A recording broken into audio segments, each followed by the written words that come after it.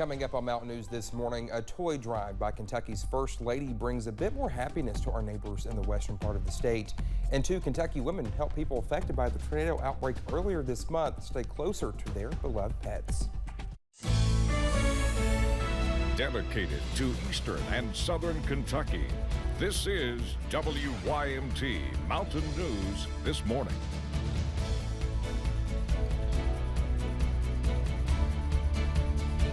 Good morning to you. It's 6 o'clock on the dot. I'm Dakota Makris. Thanks so much for waking up with us. And it's a foggy morning, so if you're heading out, make sure those headlights are on. And let's head over to Brandon for a look at that forecast.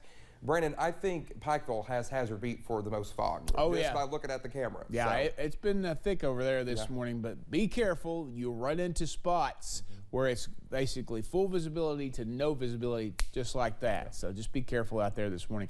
Let's go to Pikeville, as he alluded to, and we'll take a look at that camera. Not the one over Pike Medical Center, but the other one down the road, US 119, US 23 at Pikeville Commons. And you see, it's a little bit foggy out there at times this morning, especially as we get closer to daylight. Temperatures running from 28 in Jonesville, Ashland, and London to 37 in Prestonsburg, Logan, and Jacksboro this morning. So that's a few degrees warmer in most spots than it was this time yesterday, and 2 degrees colder in London this morning. 46 is the average high, 40 is the forecast high. Northwest wind is going to play a role today. 69, the record set back on this day in 2013. Look at that low for record low there. 13 below zero, set back on 1989 on this day. So that was pretty cold, Dakota. Thank you, Brandon. Lieutenant Governor Jacqueline Coleman got a first-hand look at some of the tornado damage in Boyle County. She toured the airport there. The damage there is estimated to cost millions of dollars. Grayson Passmore gives us a look at the county's recovery process almost 2 weeks later. 13 airplanes and several hangars reduced to sheets of metal and scraps. No matter how big or small the damage, right? I mean, you've seen a lot about Mayfield, a lot about Dawson, and rightfully so. But we've also got to make sure that every place that sustained significant damage has the resources that they need. While those at the Danville-Boyle County Airport say their losses can't compare to those in other parts of western Kentucky, they do have millions of dollars of damages on their hands. Damage Lieutenant Governor Jacqueline Coleman got a first-hand look at Tuesday. What a powerful storm that came through, even just for a blip in time here in Boyle County, and the destruction that it did in the blink of an eye. Crews at the airport have since cleared the majority of the damage from the EF2 tornado, and insurance claims have been filed. But as Judge Executive Howard Hunt explains, there were actually 5 tornadoes that hit the county. The other 4 were confirmed EF1s. EF1 tornadoes in the county actually were in a very unpopulated or non-populated areas of the county and didn't do as much damage. While crews at the airport worked quickly to clear the damage, Hunt says the rest of the community has been working just as hard to raise funds for their neighbors. Just awe in the compassion that Kentuckians have for their fellows, whether they be in the same county or entirely different part of the state. In Boyle County, Grayson Passmore, WKYT.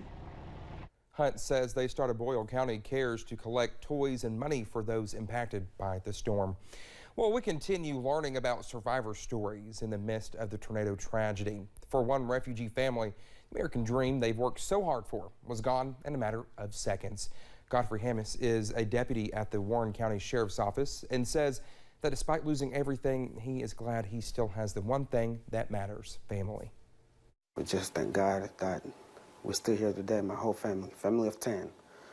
Nobody was hurt, not even a scratch. Now, fortunately, his family had home insurance. From volunteering with cleanup to collecting donations, many churches and volunteers have made a big difference since tornadoes hit Bowling Green. The disaster recovery coordinator for one of the churches volunteering recalls what it has been like to be on the ground helping others and shares a memory from working in the Whispering Hills area. Katie Cook reports.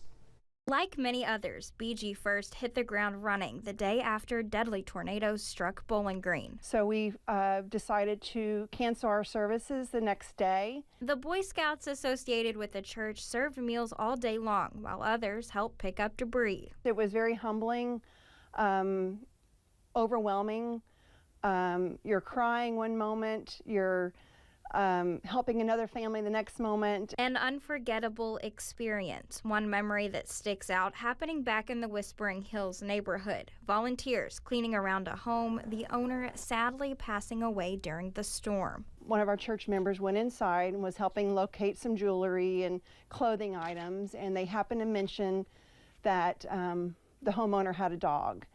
And we didn't know where the dog was. We thought the dog had ran away. But inside a bathroom cabinet, the dog sat alive and well, able to be returned to the family of the victim.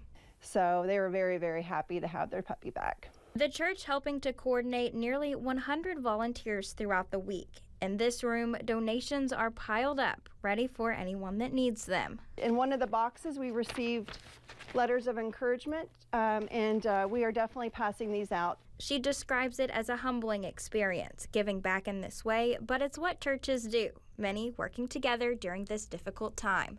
In Bowling Green, Katie Cook, WBKO News. While the people displaced from their homes in western Kentucky are still in transition, many rental places or temporary shelters in Bowling Green do not allow pets. But two women in Bowling Green, Dr. Deborah Shoulders and Dan Martin, have created a way to keep owners and their pets close enough where they can still visit. People have lost their homes, so the last thing they need to do is lose their pet because they have to move or go somewhere and they don't allow animals. So we want them to be able to have a place to have foster care for their pets for a short amount of time, or 5 or 6 months, whatever it takes. So far, they have at least 25 vetted people ready to take care of animals while their owners are between homes. Well, toys donated through the Western Kentucky Toy Drive are being distributed in hard-hit areas. Tens of thousands of toys were collected after First Lady Brittany Bashir announced the effort last week. WYMT's Phil Pendleton shows us the distribution in Bowling Green. The inside of this warehouse is basically a gigantic toy store where people can come in here and get whatever they need for their kids for Christmas. Families pick one blue gift, which is the highest value gift, 2 reds, and 3 yellow gifts. And so the colors are based on different values of the gifts. Hope House Ministries is the distribution point for thousands of toys collected in just a week's time after the First Lady announced the Western Kentucky Toy Drive. From there, local volunteers sprang into action. And that's all because of volunteers. I mean, our community has completely shown out since last week in so many ways, but specifically here at this distribution site, we've seen them come all day Friday, all day Monday. They're here again today. The toys began arriving on Friday. They continue to come in. We have been seeing them sorted out as I've been here today, and they will be available for the families in need through Thursday. In Bowling Green, Phil Pendleton, now back to you.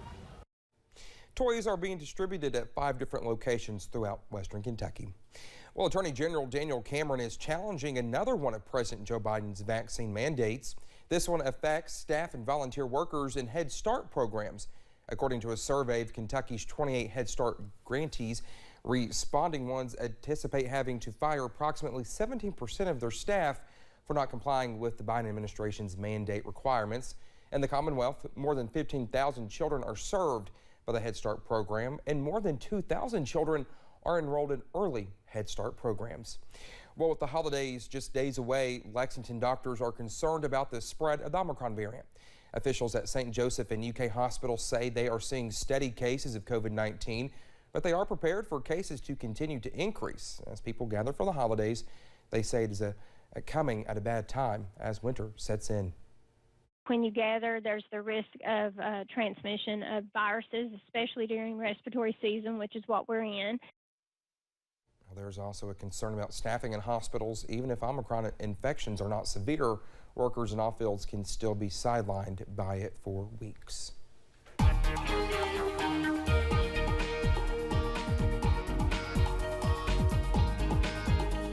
6:09 are coming up on it here on this Wednesday morning, middle of the week, middle of Christmas week, Christmas Eve in 2 days, if you can believe that. Let's take a look at our current conditions right now, and you'll see some patchy fog out there this morning. Now, it's a little bit worse than some of these sensors are showing. The London Corbin Airport showing 5 miles there, which is limited visibility. So just be careful across the region. 20s, 30s, and even close to 40 in some spots this morning, but they've cooled off a little bit there. Jacksboro was at 39 a few minutes ago. Excuse me, now back down to 37. 40 overall today. Some northwest winds. I know I've got calm there, but I just don't know exactly how much they're going to blow at times. I think there's going to be anywhere between 5 and 10 miles per hour, but the models were not clear on that. Clouds this morning, sunshine this afternoon, but a chilly day. And as we head deeper into the week, again, back and forth chances with sunshine. I think we see a drier trend for Christmas now. It'll also be mild with temperatures in the 60s. Dakota? All right, Brandon, thank you so much. More news is on the way. When we come back, a major pharmacy chain gets a bit smaller after announcing the closing of even more of its stores. That's next.